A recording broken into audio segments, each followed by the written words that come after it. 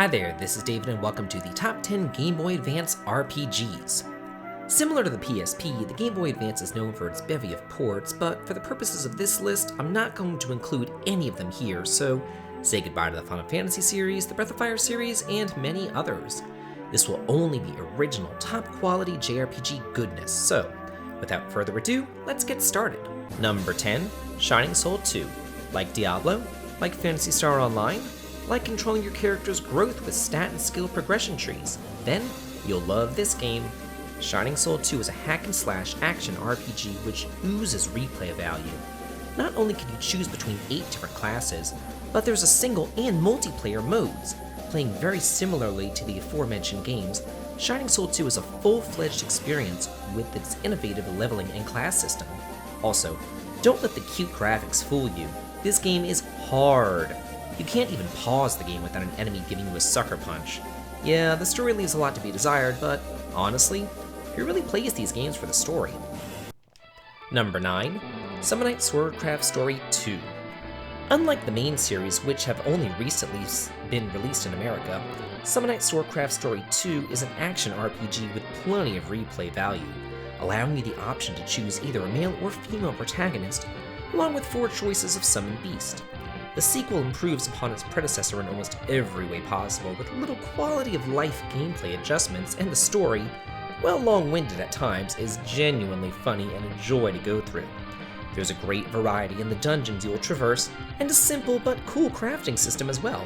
Keep in mind though, this crafting system came to fruition before pretty much every other RPG jumped on the crafting bandwagon.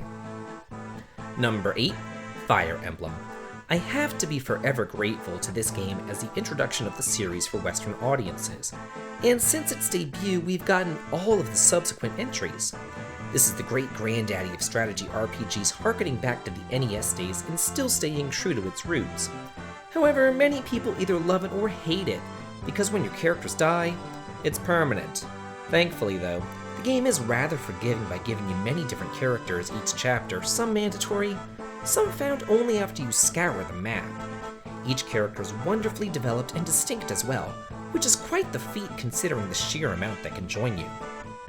Number 7, Mega Man Battle Network 2. There are 6, you heard me, 6 different Battle Network games on the Game Boy Advance. However, they're not all created equal, and I'm here to tell you that this is the best of the bunch.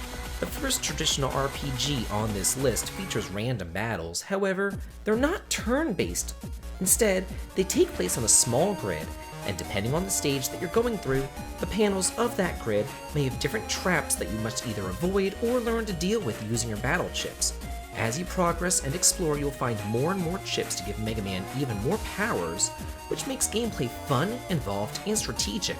I really do wish that more games would go this tactical turn-based route. Number 6, Dragon Ball Z Legacy of Goku 2. Where most sequels are just small upgrades building on the success of their predecessors, that's not the case here. Legacy of Goku 2 is leaps and bounds beyond the first game. To switch up the action RPG gameplay, you can control different characters and swap between them anytime you like, with each having radically different playstyles. I like when games allow you freedom of choice and don't lock you into a certain gameplay style for the entire game. While the storyline does follow the TV show almost to the letter, it still allows for diversity with open but not overwhelming freedom of movement between the different areas in addition to optional side quests available. Number 5, Magical Vacation. A cult classic in Japan but never released in America, this is the prequel to Magical Star Sign, later released on the DS. Thankfully, it has been translated into English and it's absolutely gorgeous. Battles are random turn-based affairs, but with a twist. In order to power up your attacks as well as increase your defenses, you must summon various elemental spirits. However, enemies will also do the same. If you don't pay attention to what's going on in the field, you can be destroyed quite quickly. It's kind of similar to the elemental system Chrono Cross had in that way. There's boatloads of content here with a story surpassing 30 hours. Give it a shot if you've never heard of it. Number 4, Mario & Luigi Superstar Saga. This is by far the best Mario RPG, other than the first one on the SNES of course. You control both Mario and Luigi on the field where you solve exploratory puzzles utilizing teamwork. Battles are involved with timed attacks and dodges, making you actively engaged in the encounter, which, by the way, are not random. The dialogue, like most games on my list so far, is robust and humorous, and the graphics are expressive and fun. The locales are varied, and the game doesn't last forever and wear out its welcome like some RPGs have a tendency to do. Everything's done with a purpose, and I can really appreciate that nowadays. Number 3, Dragon Quest Monsters Caravan Heart. While the first few Dragon Quest Monster games were nothing to write home about, this game is the real deal. It takes the original formula of raising your monsters and twists it into something more akin to the rest of the Dragon Quest series.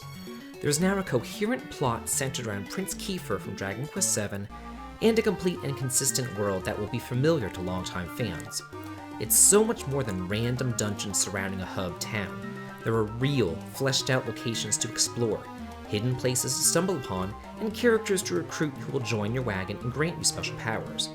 Too bad it wasn't released in America, but like Magical Vacation, it has a great translation patch. Number 2, Golden Sun 2, Lost Age. Here's another amazing gem in the Game Boy Advance's crown. It's a package deal, and the second one starts off right where the first one left off, and we'll just say it's a doozy of a cliffhanger. While the first Golden Sun game was fun, it felt more like a long tutorial to me rather than a full-fledged game, and I feel like the developers really hit their stride in the second outing.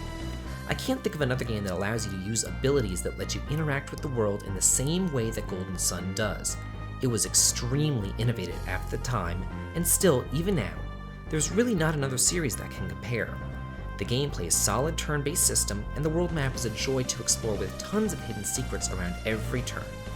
And now, what we've all been waiting for, number 1, Mother 3. The highly acclaimed sequel to the masterpiece Earthbound does not disappoint. The game is quite simply a masterpiece and is by far not just the best RPG, but the best game on the system. Mother 3 does something with its story that not many games do. It teaches the player a lesson about greed, corruption, and the true meaning of happiness. The story is an emotional roller coaster that you will not want to put down.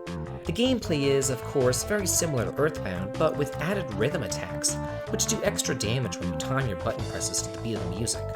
The game is a joy to explore with secrets around every corner and humorous dialogue. They've done a great job bringing the world to life. Thankfully, like the other Japan-only games that I've listed, it has been masterfully translated into English. If you play nothing else on the Game Boy Advance, play Mother 3. Well, these were my top 10 best Game Boy Advance RPGs, but I do have a few honorable mentions that just didn't make it, like Sword of Mana and Tactics Ogre Knight of the Lotus. What are your top 10 Game Boy Advance RPGs? Do you agree or disagree? Let me know in the comments. And as always, if you like this, please like, comment, and subscribe, and have a good day.